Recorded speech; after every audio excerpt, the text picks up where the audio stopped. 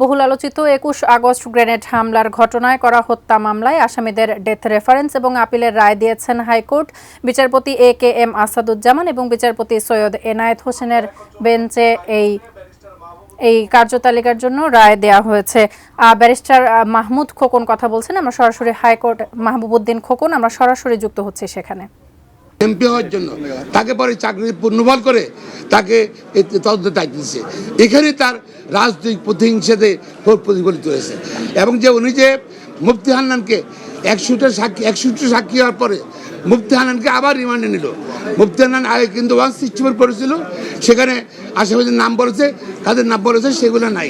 Subsequently মুফতি হান্নানকে আব্দুল কাদের আকন্দ আবার রিমান্ডে নিয়ে 100 সাক্ষীর পরে তাকে আবার রিমান্ডে নিয়ে টর্চার করে তাকে 160 করেছে।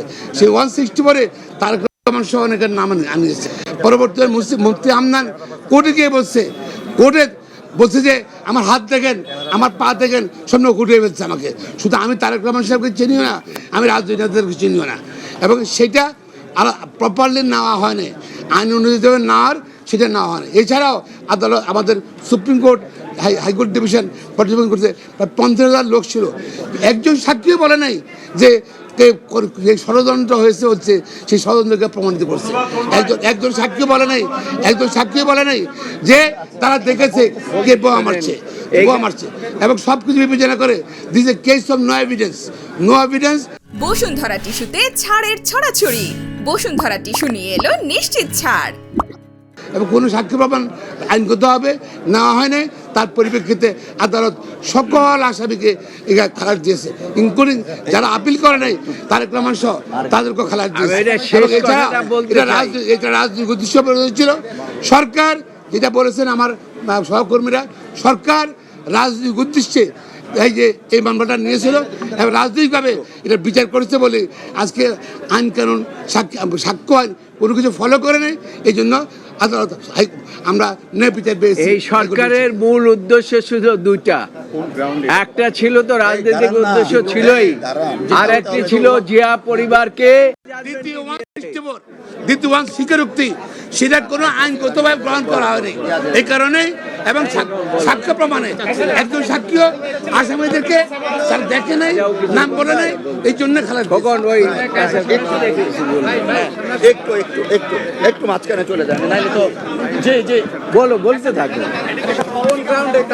দেখুন, আসলে আমাদের লার্নেড অ্যাডভোকেট সাহেবরা বলেছেন এই মামলা 2010 থেকে এই মামলাটা রাজনৈতিকভাবেই এই মামলাটা পরিচালিত হয়েছে এবং এইটা আমাদের বাংলাদেশের রাজনীতির জন্য এই মামলাটা ব্যবহার করা হয়েছে। It's a political sabotage against mister Tarique Rahman and BNP, because Sheikh Hasina ওয়াজের যখন 161 দেন সেইখানেও তারেক রহমান সাহেবের নাম ছিল না। পরবর্তীতে তিনি ক্ষমতায় এসে রাষ্ট্রযন্ত্রকে ব্যবহার করে নিজের রাজনৈতিক হীন উদ্দেশ্যকে সাধন করার জন্য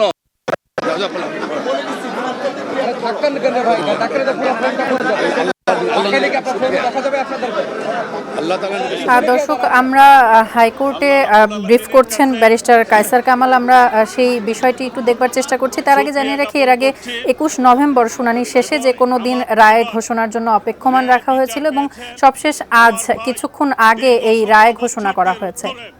একটি মিথ্যা মামলায় জেলে ছিলেন আমার পরিবারের পক্ষ থেকে গত 31শে অক্টোবর পেপার বুক উপস্থাপনার মধ্য দিয়ে আসলে এই বেঞ্চে মামলাটির ডেথ রেফারেন্স এবং আপিল শুনানি নতুন করে শুরু হয়। সাবেক স্বরাষ্ট্র প্রতিমন্ত্রী লুৎফুজ্জামান বাবর, সাবেক শিক্ষা উপমন্ত্রী আব্দুস সালাম পিন্টু সহ 5 জন। এবং আমরা ন্যায় বিচার পেয়েছি, এতে আমরা পারিবারিকভাবে খুশি হয়েছি এবং আল্লাহ রাব্বুল আলামিনের কাছে শুকরিয়া জ্ঞাপন করছি। আলহামদুলিল্লাহ, আলহামদুলিল্লাহ, আলহামদুলিল্লাহ।